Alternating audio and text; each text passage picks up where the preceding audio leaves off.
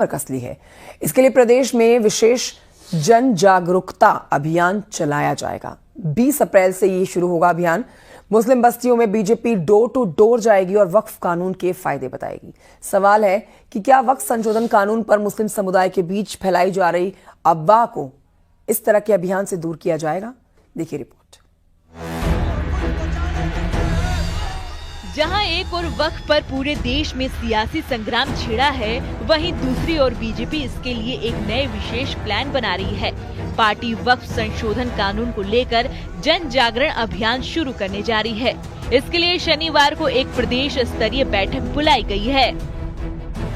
वक्फ सुधार जन जागरण अभियान जो 19 अप्रैल से हमारी कार्यशाला है प्रदेश की, और उसके बाद 21 और 22 को क्षेत्र की कार्यशाला है, फिर जिलों में कार्यशालाएं हैं, और इसमें सभी विधायक, सांसद, राज्यसभा, विधान परिषद, पार्टी के सब बड़े नेता जन जागरण काम में लगेंगे। 20 अप्रैल से बीजेपी वक्फ सुधार जन जागरण अभियान का आगाज करेगी और मुस्लिमों के बीच जाकर नए वक्फ कानून के फायदे बताएगी। वक्फ को लेकर के जो समाजवादी पार्टी और कांग्रेस मुसलमानों को भटकाने और बहकाने पर लगाकर दंगाई टोल बनाकर को धरने कराने चाहती है, उनको प्रशासन के सामने लाना चाहती है, उसकी नीयत है ये। लेकिन क्योंकि उसके सामने सही बिल जाना चाहिए, और सही बिल से किस तरह से मुसलमानों को फायदा होगा। दरअसल इस अभियान के तहत लोगों को जागरूक करना है कि कैसे वक्फ संशोधन कानून कैसे उनके लिए फायदेमंद है। ऐसे में पार्टी एक मंथन दो काज की ओर सोच रही है। एक ओर मुस्लिम स्कॉलर मुस्लिमों के बीच नागरिक संवाद करेंगे, दूसरी ओर इससे पार्टी के पक्ष में माहौल भी बनेगा। जो अभी तक 5% लोग वक्फ के नाम पर कब्जा किए हुए बैठे थे जमीनों पर, और जो तमाम तरह के कार्य अनाधिकृत रूप से कर रहे थे, उन पर लगाम लगेगी। कैमरामैन गोपी गिरी के साथ संकेत मिश्रा, न्यूज़ 18 लखनऊ। वक्फ संशोधन कानून की लड़ाई में भी अब औरंगजेब की एंट्री हो गई है। हिंदुवादी नेता साध्वी प्राची ने वक्फ का विरोध करने वालों की तुलना औरंगजेब की औलाद से कर दी है। इतना ही नहीं, कानून का विरोध करने वालों को साध्वी प्राची ने भूमाफिया भी बताया है।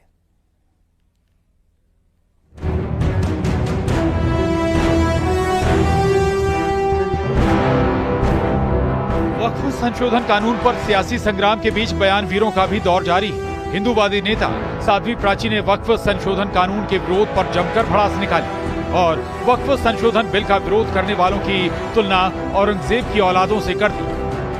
इस कानून से दिक्कत उन लोगों को हो रही है जो बड़े बड़े भूमाफिया है, और जो औरंगजेब की औलाद है ना, उनको सबसे ज्यादा दिक्कत।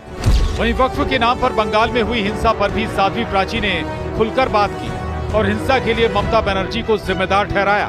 उन्होंने कहा कि इसके पीछे बड़ी साजिश है। पश्चिमी बंगाल को जो जला रहे हैं, एक सोची समझी साजिश ममता की है। ये ममता जलवा रही है हिंदुओं के घरों को। जो कश्मीर के हालात पैदा हुए थे ना, वो ऐसे ही। मैं तो सुनकर के कल मीडिया में दंग रह गई। महिलाएं 2-2 महीने के बच्चे को लेकर के निकल रही और कह रहे वहां के गुंडे, अपना घर खाली करो, अपने आदमियों को अगर बचाना चाहती हो, बच्चों को बचाना चाहती हो। आरोप तो यहाँ तक है कि वक्फ संशोधन बिल के नाम पर देश में माहौल खराब करने की कोशिश की जा रही है और दबाव बनाने की राजनीति की जा रही है। लेकिन माना यह भी जा रहा है कि गरीब मुसलमानों को मुख्य धारा से जोड़ने की कोशिश में जुटी सरकार भी पीछे नहीं हटने वाली। Bureau report, news 18।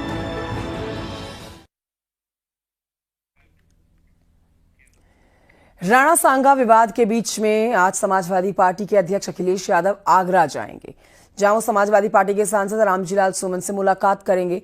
रामजीलाल के 2-2 हाथ वाले बयान के बाद आगरा पुलिस अब अलर्ट हो रखी है, जिसकी वजह से रामजीलाल सुमन के घर की सुरक्षा और बढ़ गई है। इससे पहले रामजीलाल सुमन ने संसद में राणा सांगा को लेकर विवादित बयान दिया था, जिसके बाद 26 मार्च आगरा में उनके घर पर करणी सेना ने हमला बोल दिया था।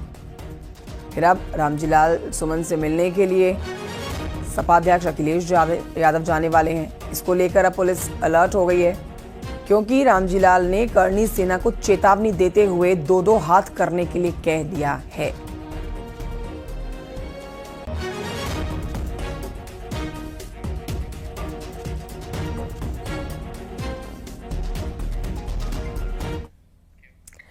यूपी के पर्यटन मंत्री जयवीर सिंह ने अखिलेश के आगरा दौरे पर चुटकी ली है। उन्होंने कहा है कि अखिलेश को आगरा जाने से किसी ने नहीं रोका है और रामजीलाल सुमन और अखिलेश यादव कहीं भी कभी भी जाएं, इस पर कोई प्रतिबंध नहीं है।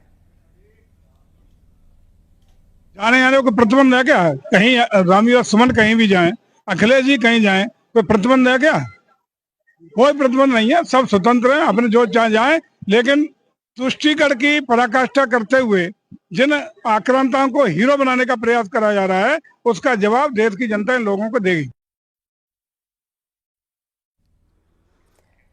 एक और विपक्ष जब वक्फ औरंगजेब समेत दूसरे मुद्दों में उलझा हुआ है, तो वहीं सीएम योगी अभी से 2027 की तैयारी में जुट गए हैं। विपक्ष के पीडीए प्लान के काट के लिए सीएम योगी यूपी में 3S पर काम कर रहे हैं। ये 3S क्या है, इस पर देखिए रिपोर्ट।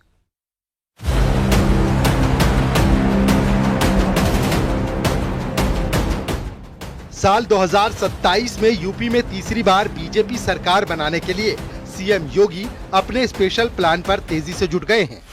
संवाद, संपर्क और समन्वय के जरिए जिलों में जाकर विकास योजनाओं की सौगात दी जा रही है।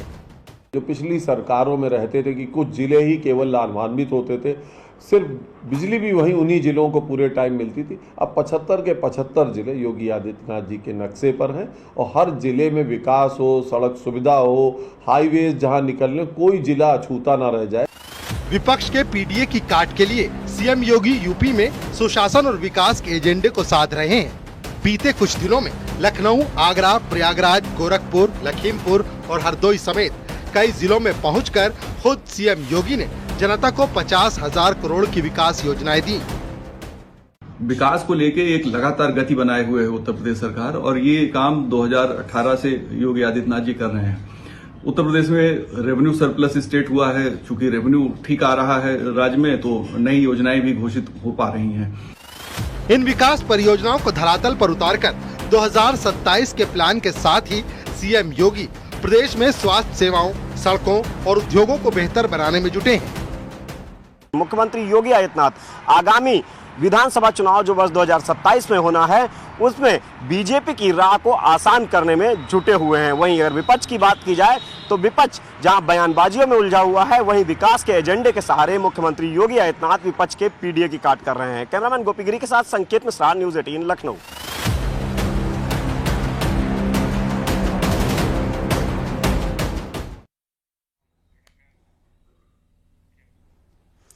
सरकार ने मेरठ के हस्तिनापुर को आइकॉनिक साइट घोषित किया।